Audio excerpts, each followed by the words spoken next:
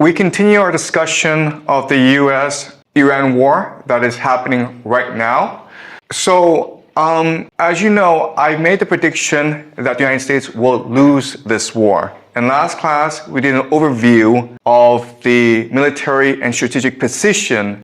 And today, we're going to provide some theoretical framework for how to understand how this war will progress and why ultimately I believe the United States will lose this war. Today I present to you a very important idea in game theory. And once you understand this idea, then you understand why things will turn out the way they do. Okay, it's called a law of asymmetry. Okay, law of asymmetry. And all this is saying is that the United States and Iran are not peers. They're not equals. The United States is far stronger than Iran. And we should expect the United States to overwhelm and destroy Iran really easily. The law of asymmetry states that that's usually not the case.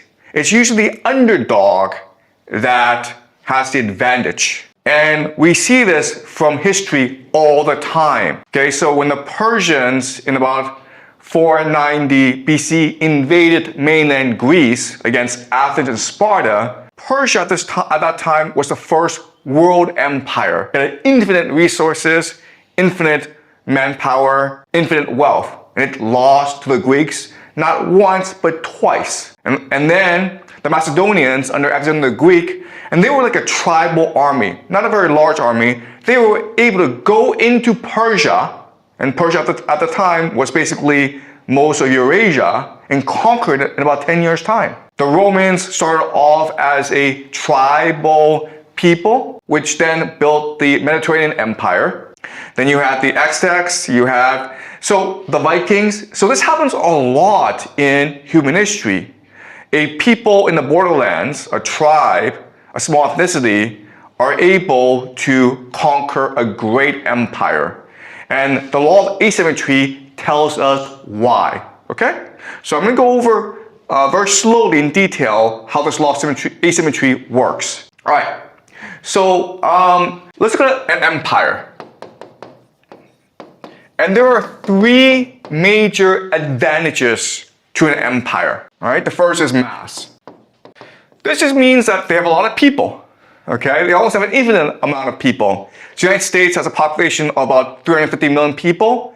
But remember, the United States can also draw on the populations of its allies, which includes the Five Eyes, the Anglosphere, but it also includes Europe. It also includes East Asia, South Korea, Japan, basically wherever the Americans have a military base. Right? So most of the world are either allies of the United States or vassals of the United States. So the United States can basically draw on in billions and billions of people for its wars. Okay, so it's mass.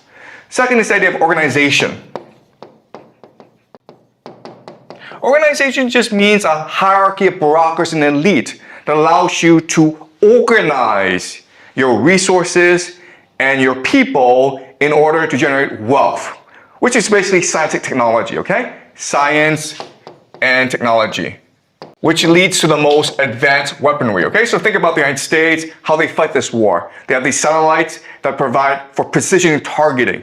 They have these airplanes, these B-2 bombers, F-15s, that are the most advanced weaponry ever in human history, okay? So organization. And the last great strength of the empire is the idea of death. Death is the idea that because your people are infinite, because your organization is so strong, because your resources are so vast, you can afford to lose many, many wars, okay? It's not a big deal if the United States loses this war in Iran. If they want to go back, they can go back with even more soldiers, even more weaponry, because their wealth is infinite, okay? So these are the three major advantages of an empire. And in theory, because of these advantages, an empire should be invincible and eternal. But we know for a fact that all empires fall, and they fall very, very hard. And quite honestly, they don't last a very long time. Maybe 28 years, maybe 300 years. for most empires. That's not a very long time. So we need to better understand what's going on, okay? Why is it that an empire with these vast resources, they all fall in 200 years, 300 years, okay? All right, so what we need to understand is that all these advantages are ultimately disadvantages in the long term, all right? So let me explain what I mean. Mass, you have a lot of people, okay? When you have a lot of people, you create a lot of inequality. Why? Because there's competition for resources. There's too many people, okay? And this often leads to debt and slavery. And as a result, your people become complacent, lazy, indifferent. They're competing against each other. They really don't like the government, okay? So they're not really that motivated to do anything, to work or to fight wars, but especially to fight wars. So this mass looks like an advantage in the beginning, but over time it becomes a disadvantage, right? Organization means an elite. The problem with this is that over time, the elite become parasites. Why? Because the way they make their money is through rent seeking. Rent seeking just means that you have power and you seek to monetize your power by exploiting the mass, all right? So basically landlords are a classic type of rent-seeking elite. And so they don't really work, but they make a lot of money because they own the land, because they control all the resources, because they control all the capital. And that forces the mass to go into slavery, to go into debt, which is what's happening in America today. The problem with this is that everyone wants to be part of the elite, and there are too many elite over time, okay? So even though the elite have many kids, the power is a zero-sum game, it's a hierarchy. And so this leads to the idea of elite overproduction, okay? Elite overproduction. This is a term coined by the historian Peter Turchin. Okay? And his theory is that you have turmoil, you have wars, for example, the French Revolution, for example, the fall of the Roman Republic, because there's too many elite and they start wars to accumulate power for themselves. Okay? So this organization, this elite, leads to basically factionalism or infighting. And that's what's happening in America today, where the Democrats and the Republicans, they hate each other, they refuse to get along. It leads to political polarization, okay? So another saying this is that an empire over time becomes insular. They don't care about what happens outside the world. All they care about is what happens in Washington, D.C. And as a result, they make a lot of stupid mistakes, okay? Right. Now, the last thing is death. Okay, the problem with death is that if there are no consequences to your actions, you become arrogant, you become lazy, and you become incompetent, okay? Because you don't care. It doesn't really matter. And this leads to the idea of hubris. Okay? Hubris is just blindness to your own arrogance, a violent arrogance that makes you make silly mistakes, but you don't recognize your mistakes and you keep on repeating the same mistakes over and over again, right? So yes, it seems like the empire is invincible, but if you actually think about it, the empire, its advantages becomes over time its disadvantages, which will lead ultimately to its downfall, okay? So the mass leads to inequality, the organization leads to overproduction, which leads to factionalism, and death leads to hubris. That's why an empire must fall over time. But an empire cannot fall by itself. It needs an enemy that forces it to collapse, okay? And so what happens is that an enemy will emerge that will overwhelm the empire because it is able to take advantage of the weaknesses of the empire, right? And so what are the weaknesses of this empire?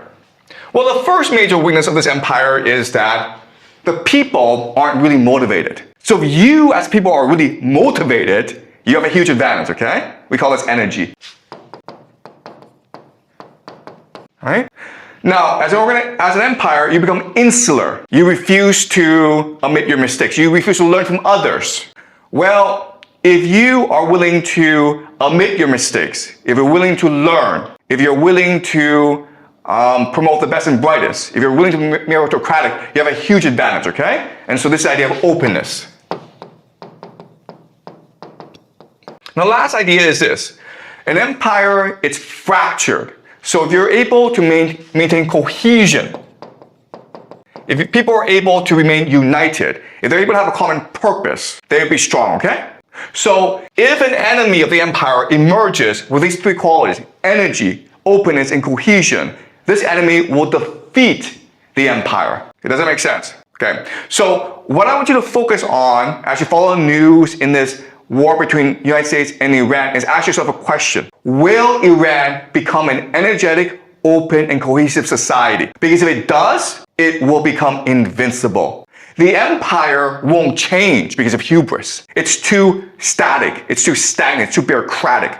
So the empire won't change. The empire will not admit its own mistakes. And quite honestly, Iran, because it's still a country of 92 million people, it still suffers from issues of mass organization and death.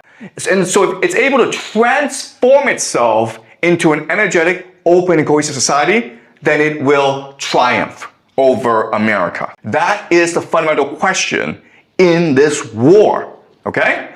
Don't worry about America, its technology. Don't worry about the economy. Don't worry about these things, okay? Just ask yourself one question. Is Iran transforming as a society? Are people becoming much more motivated? Are people in Iran learning from their mistakes and innovating and becoming resilient on the battlefield? Are the Iranians sticking together as a people, okay? Because if the answer is yes to all three questions, then Iran will win and America will lose, okay? Does that make sense? All right, so that's just a theory. So let's now talk specifically about America and Iran, okay? So America will have three major advantages in this war, okay? These three advantages are of course, technology, propaganda, and money, wealth. These are the three major strengths of the American empire, right? Technology is just what you see every day, right? The satellites that are able to precision target these airplanes that are the greatest war machines in the world. Okay, so America is home to the greatest scientists, the most advanced weaponry, okay, that's just technology. Propaganda means that America controls information space. It controls the internet. It controls the world's most powerful media, including the New York Times, CNN, BBC. It controls YouTube. It controls Google. It controls information landscape. America does not want you to know something. It can hide it from you.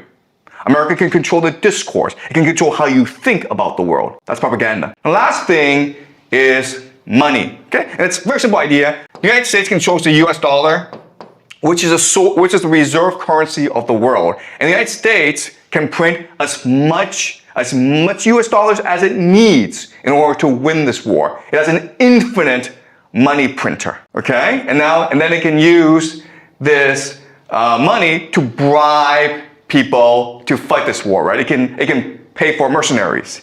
It can bribe ethnic minorities to rebel against the government in Iran. It can bribe Iranian officials to betray the government, okay? So looking at these three things, you would think that America is invincible, right? But again, we need to think about the law of asymmetry and recognize that these advantages are also disadvantages, all right? So let's discuss this. Technology. Well, you know, if you have the most advanced weaponry in the world, you become lazy, arrogant, and dependent on the technology, right? So the classic example, of course, is our school, where you have access to ChatGPT, right? And like you become smarter because you have access to ChatGPT? No, you become dumber because you become lazy, right? Same thing with technology. You would think that with the most advanced weaponry in the world, America will become invincible, but instead, the American military becomes too dependent on the technology. It becomes too arrogant, too complacent. Okay, it's like, well, you know, if we get into trouble, then we'll just send in the Air Force and blow everything up, okay? So it leads to dependency. And this actually hampers innovation and resilience in the battlefield. And this is what you need to win, okay? You need to be innovative and you need to be resilient on the battlefield, but because of technology, you become too lazy to think for yourself, all right? So that's one problem. Propaganda. You would think that, oh, America controls the debate, therefore that's a huge advantage. It's actually not an advantage, guys. The reason why is that in order for innovation and resilience to happen, you need to have open debate, right? You need people to voice dissenting opinions. But if you control the information landscape, what you can do is censor. And that's what America's doing right now. It's telling people to shut up and obey. You're not allowed to point out that this war is stupid and America can't win this war. Otherwise, you'll be kicked out, okay? So this means that there's really a lack of rigorous debate within the American government, within the American military, within the American elite, which of course will lead to hubris. It will lead to bad decision making. No one will point this out because they're too afraid of pissing off the president and his people. So they shut up and America will keep on making the same mistakes over and over again, okay? We call this drinking your own Kool-Aid, okay? They're basically getting high on their own supply is another phrase that we use. All right, money and wealth. You would think, okay, well this is it, man. We just bribe everyone, we just bribe the entire world, and we're good, right? The problem is this.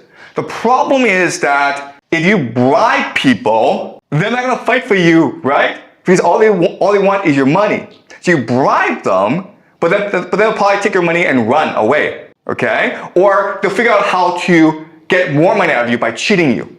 So right now, the Americans are gonna fund these militias and ethnic minorities and opposition groups against Iran, okay?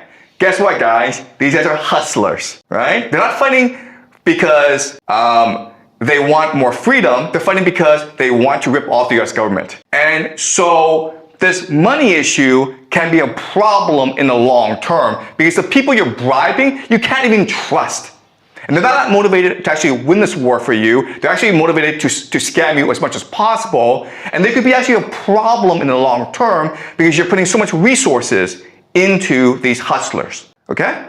All right, so what this means is that America has three major problems, okay? It has three major problems. The first major problem is the lack of political will. And all this is saying is that the American people don't want to fight this war. The American government doesn't even know why they're fighting this war. No one cares, okay? But for the Iranians, it's a struggle of life and death, right? If America loses this war, they just go home and forget about it. But if the Iranians lose this war, they all get killed. Or they lose their country, they lose their society. They lose their civilization. They lose identity. They cannot afford to lose this war, okay? So the first major problem that Americans are facing is they don't have any political will to fight this war, but they're still fighting this war anyway. Okay? The question then, of course, is why? Why is this happening? This is actually the most important question and it's the most complicated, so we'll save this for later, okay? Second is the idea of logistics and manufacturing. So America is very good at fighting short wars, okay? The reason why is they have the most advanced weaponry, but they have manufacturing issues because, as we know, America shipped all its factories to China. So America doesn't have that many factories. So yes, it has the most advanced weaponry in the world, but this weapon doesn't do any good if you don't have any munitions, right? You don't have any munitions, bombs, bullets, and you need factories for that. America doesn't really have these factories. Now, I understand that America is trying to upgrade its manufacturing capacity, but it's kind of slow, all right? So maybe 5 years from now, it will have the manufacturing capacity to fight this war, but right now it doesn't. So that's another major issue, okay? And then the last issue, of course, is casualties.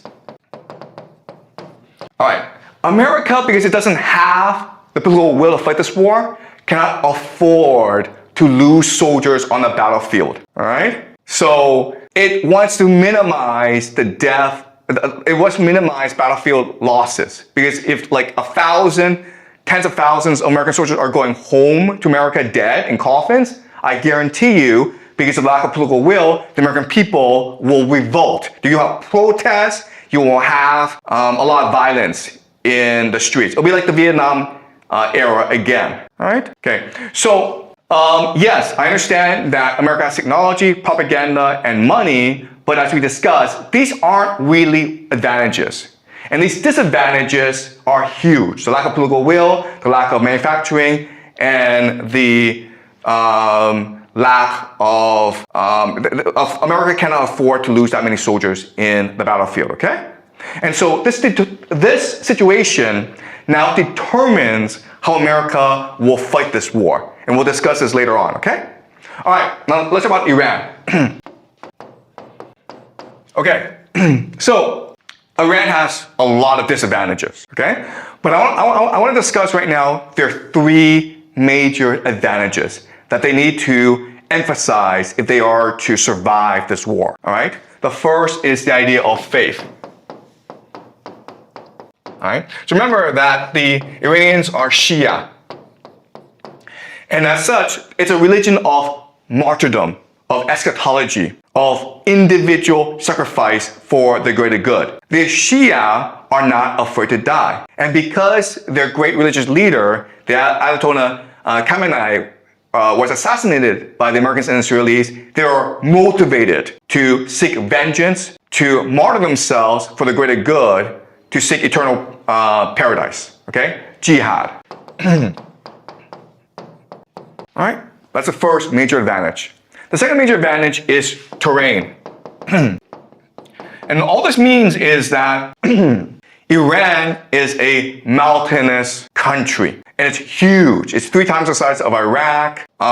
So it's very hard for America to invade the country. In fact, most analysts will tell you it is suicidal for the American military to invade Iran. It is a mountain fortress, okay? It's a fortress. And the last issue is, the last advantage is nationalism, okay? All right, so the Iranians are Persians, and the Persians go back 5,000 years. It is one of the greatest civilizations in human history. And as we discussed last semester, in the ancient world, there were 3 great civilizations, right? The Jews, the Greeks, and the Persians. And the Persian culture, it's vast, it's beautiful, and it's deep. And that's what gives the Iranian people a lot of pride, okay? So when they're fighting, they're not just fighting for their religion, they're not just fighting for their homes, they're fighting for the entire civilization that goes back 5,000 years, right? So these are the 3 major advantages that the Iranians have, okay? Faith means that they're not afraid to die for what they believe in. Terrain means that the Americans will have a hard problem invading the country. Nationalism means that the people of Iran know what they're fighting for, all right? So, but again, remember, everything that it seems like an advantage can be a disadvantage as well, all right? So, let's go over what the problems are. With faith, you might have an issue of blindness, okay? Or zealotry, where you're not afraid to die, but that means that you're not thinking strategically, okay? Maybe you're gonna waste too many soldiers on the battlefield. They're brave, but they're kind of stupid as well, all right? So you might have an issue where Iran is not using the optimal strategy because their soldiers are not afraid of death. And we're already seeing that where the Americans have already blown up and destroyed the Iranian Navy. Now, anyone could have told you that the first thing the Americans would do is go destroy the Iranian Navy. So you should probably not use the Navy or hide the Navy or blow up the Navy yourself, okay? Because you want to avoid as many casualties as possible. But they didn't do that, and the Americans have now destroyed the Iranian Navy, all right? So that's the issue of faith. Terrain, yeah, it's a fortress, but it can also be a prison, right? Where you're just sort of stuck there, and because it's a mountainous region, it doesn't have that many resources. So Americans can actually disrupt your water supply, disrupt your electricity, okay, and cause general poverty and hardship for your people, okay? And then nationalism, yes, Persia is a great culture, but remember that Iran is a ethnically diverse country. In fact, only 50% of the population of Iran are Persians. Others are different minorities, okay? All right? So, you have then ethnic divisions, right? Okay? So, looking at this, now we know exactly what the American strategy will be. Basically, the strategy will be to inflict as many casualties as possible on the Iranians, all right? To kill as many people as possible. Destroy the infrastructure of Iran so that the people don't have enough water, electricity, food to survive, okay? And the third, of course, is to create as much ethnic tension in the country as possible by arming and encouraging and bribing ethnic groups to rebel against the central government in Tehran, right? Okay?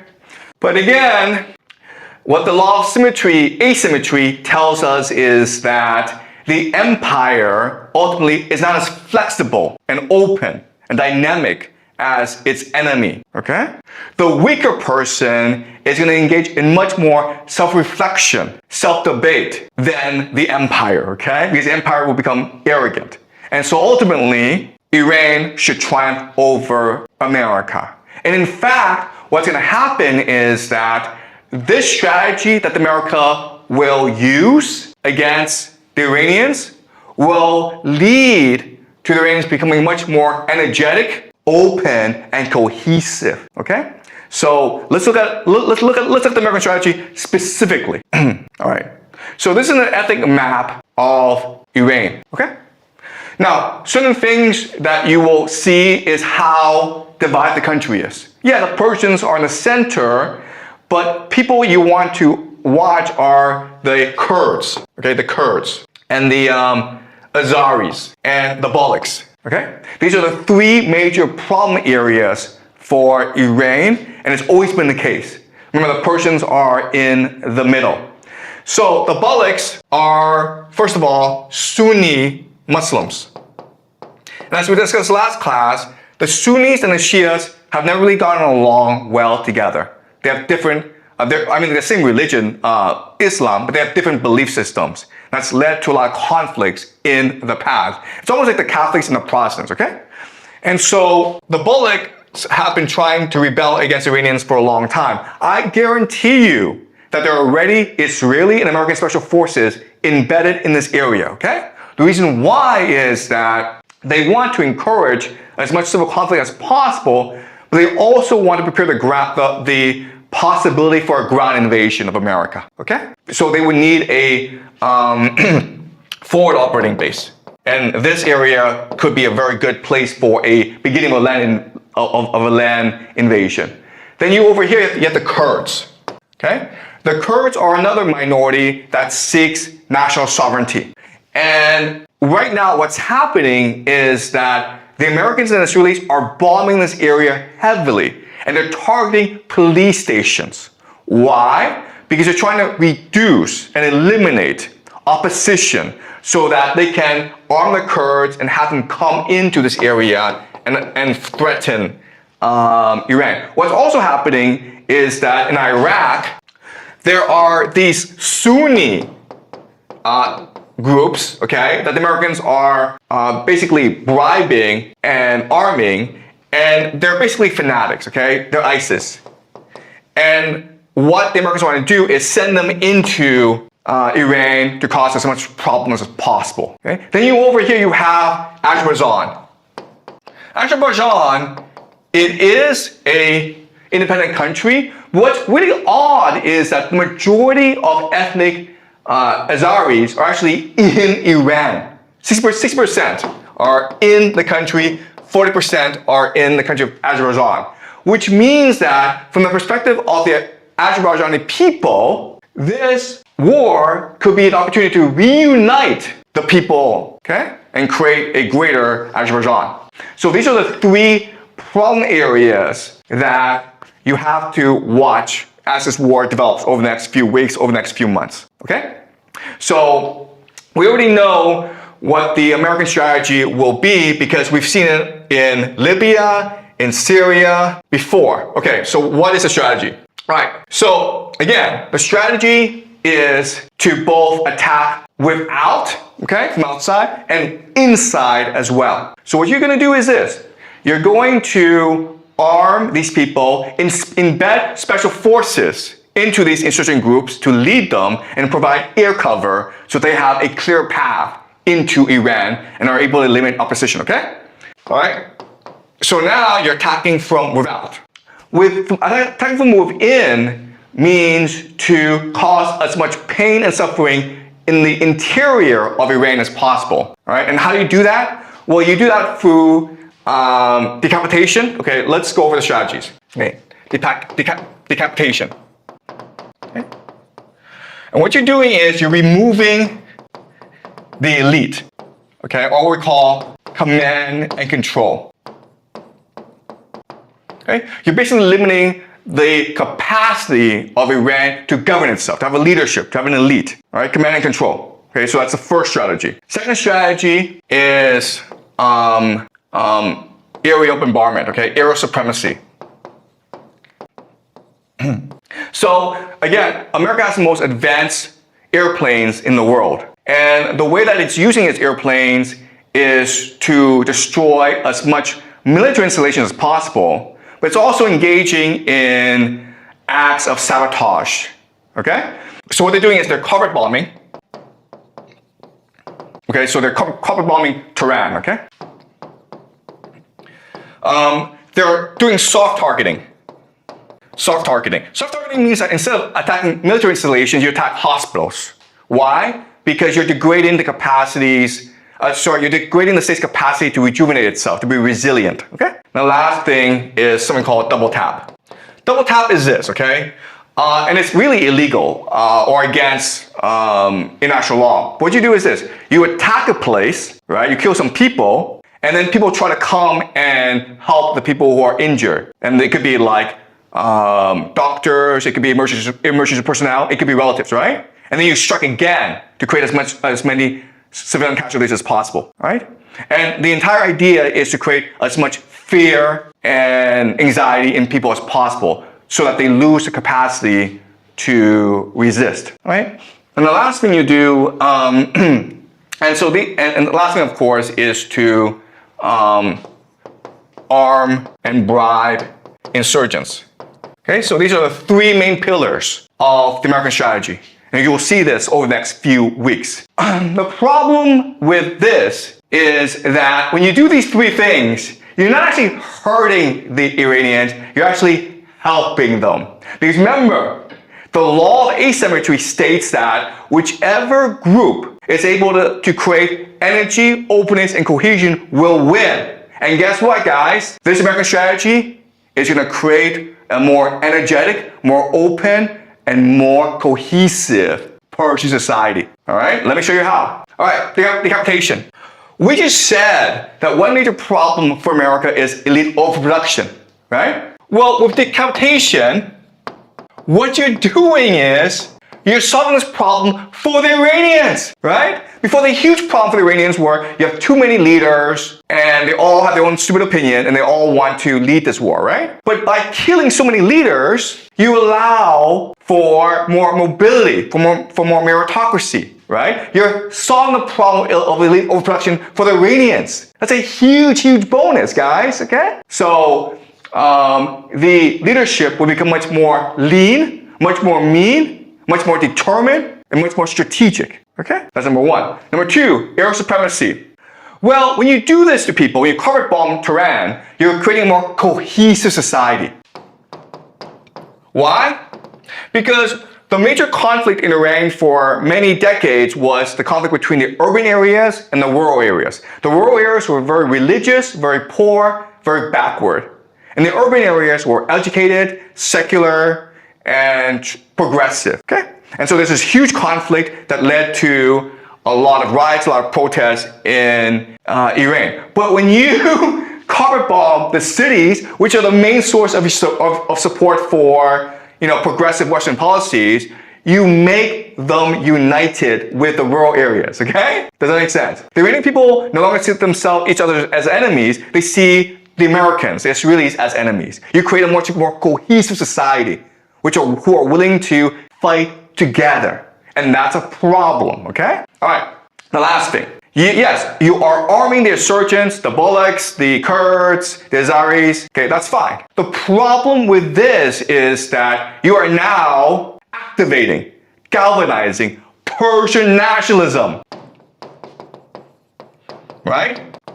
For the longest time, the Persian national identity was suppressed by the theocracy because they want to create a more they want to create a grand religion that unites all ethnicities. When you turn the other minorities against the Iranians, then the Persian people have to come together and remember their history, celebrate their identity. And this is the key, okay? Once the Persian people are able to activate their long-lost memories, go back in the past and remember their greatness, they come together as an energetic, open, and cohesive society. Okay? So yes, the Americans have this strategy that worked in Libya and Syria and other places, but it's not going to work in Iran. In fact, it's going to do the opposite in Iran. Okay? And then you're like, well, why don't the Americans not do this? And I already told you, because it's an empire, okay? It doesn't care about Iran, it cares about itself. And so it's sort of stuck with this policy because remember, it's trying to win this war as quickly as possible because it doesn't have the manufacturing capacity to fight this war for a long time. It's trying to reduce as many casualties among its soldiers as possible because the Americans don't have the political will to fight this war. America's trying to win this war cheaply and fast. And if it doesn't, then America's in a lot of trouble. Okay, does that make sense, guys? All right, let me now let me now discuss the Iranian strategy, okay? So what the Americans are using is a classic strategy called siege warfare. Okay? And so what the Iranians are going to do is they're going to respond with a classic strategy called guerrilla warfare. Okay, and guerrilla warfare, guys, it's just simple, it's hide and seek. Alright? So you come bomb me with everything you have, I'll just hide in my mountains. And then when you leave, what am I going to do? I'm going to attack your GCC countries. I'm going to lob drones, rockets at you. I'm going to lob rockets at Israel. Okay? I don't have to strike that hard. I just have to be a pain in the ass. Okay? Because then what happens is you're forced to come back and bomb the living hell out of me. But guess what? I'll just hide in my mountains again. It's hide and seek, okay? So Iran can do this for years and years and years. But again, remember, America is forced to win this war as fast as possible because there is no political will, they don't have manufacturing capacity, and they don't want that many casualties and economic damage, okay? Does that make sense, guys? All right, so that's all Iran's gonna do. Iran's just gonna be a pain in the ass, okay? A pain in the ass. It's trying to create as much economic damage as possible. It's trying to create as much fear as possible, all right? Which will force America to attack. The grand question is this: will America launch a ground invasion? Okay? Because if it does, then they've lost the war. Okay? All right? Because look at Iran. Okay? Mountains and mountains, deserts. It is impossible to occupy this country. All right? It's impossible to invade. And what the Iranians want to do is be such a pain in the ass, to commit so much guerrilla warfare that America is forced to invade, okay, from over here, and from over here, and from over here, and from over here. And then eventually, but the problem is that America doesn't have the resources, the political will, the manufacturing capacity to fight this war, okay? Does that make sense? All right, so now you're like, okay, I understand all this, but why the hell is this war happening then? Like, if I can tell you this, okay, I'm sure that their generals can tell them this as well. I'm sure that they know that this was the case. In fact, for years, America has been planning to invade Iran, and for years, the general was like, no, that's suicidal, let's not do this, okay? So why is this happening? And unfortunately, we don't know, because the administration is not telling us. At first, Trump is like, oh, because the nuclear talks didn't go well. But we know for a fact that the Iranians were willing to agree to all terms of the Americans. And then Marco Rubio, who's the Secretary of State, he came out yesterday and he said something really moronic. He said that, why did we attack Iran? Because we heard the Israelis were going to attack first. And then the Iranians were going to respond by attacking both the Israelis and us, the Americans. And therefore we have to preempt the Israelis by attacking first. That's just retarded, okay? All right? So they don't know why they're doing this. But there has to be a reason, right? Okay, well, a clue is this. A clue is this. The soldiers are being asked, the American soldiers are being asked to fight this war. And again, no one knows why this war is happening. But there's reporting that the generals are telling the soldiers, this is a war for Jesus. This is a war to create the second coming of Jesus, okay? This is Jonathan Larson, and he's writing this on Substack, okay?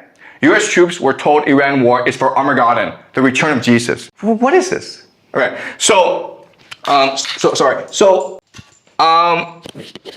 some soldiers who are not Christians were told that this is a war for Jesus, and like, wait a minute, we're not Christians, we're Muslims or we're atheists. Why are we fighting this war?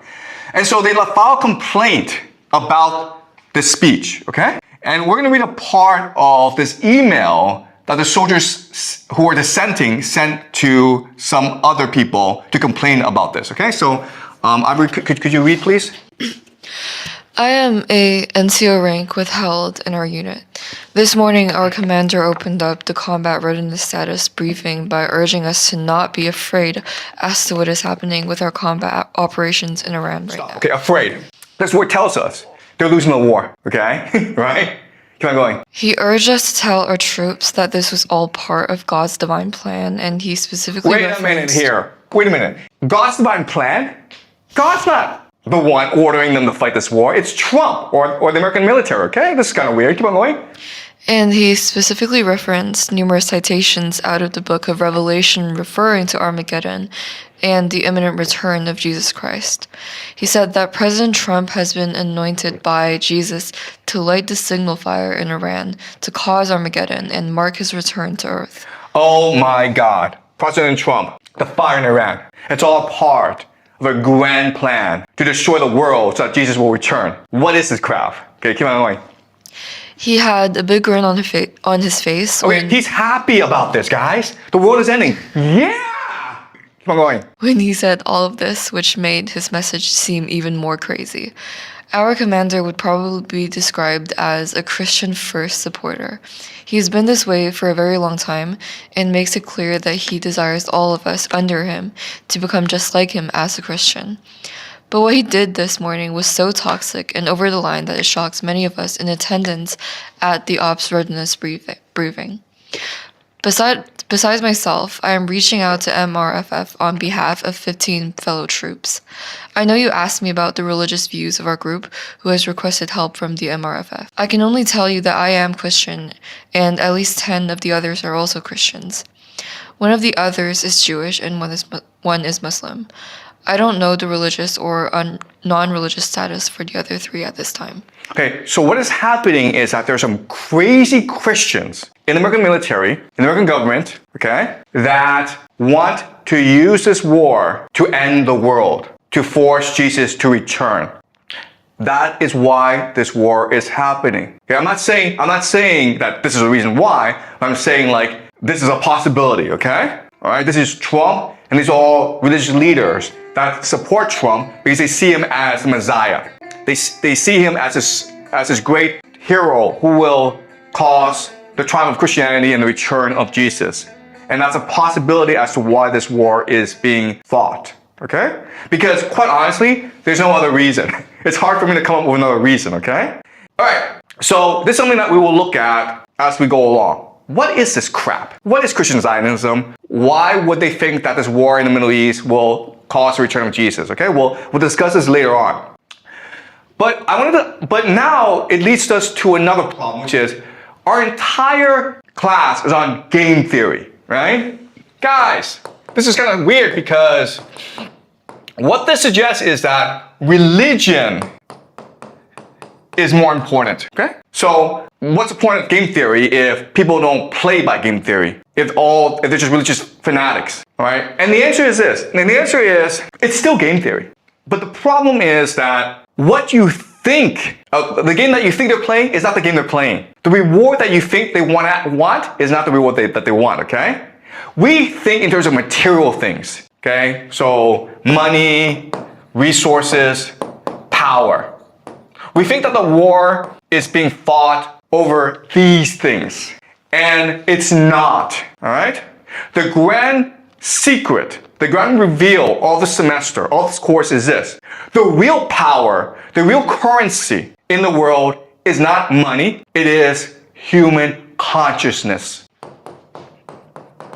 Or basically attention. Okay? This is it, guys, okay? When you understand this idea, you understand everything. But this is a hard idea to understand, so I'll need some time to actually explain this, all right? This war is being fought to control the consciousness of the human race, because it is our consciousness that creates reality itself. That's the source of all wealth and all power in this world, okay? That's why this is happening. In other words, this is a war not just for Iran. This is a war not just for the Middle East. It is a war for the soul of humanity. This is what's happening, guys, all right? This is what World War III is. World War III is meant to be the last and final war of all human history. Because whoever wins this war will control the very soul of human existence for all of eternity, okay? That is the end game. And I know this is hard idea to understand, but as we go along, I will explain this to you. Okay? That is the grand secret behind the world. Everything that you believe, everything that you see today, it's all an illusion. The reality, the truth, is that consciousness is a source of all power of reality itself. And so this is a war for human consciousness. It's a war for the very soul of humanity. Okay? Any questions? All right, I will see you guys next week.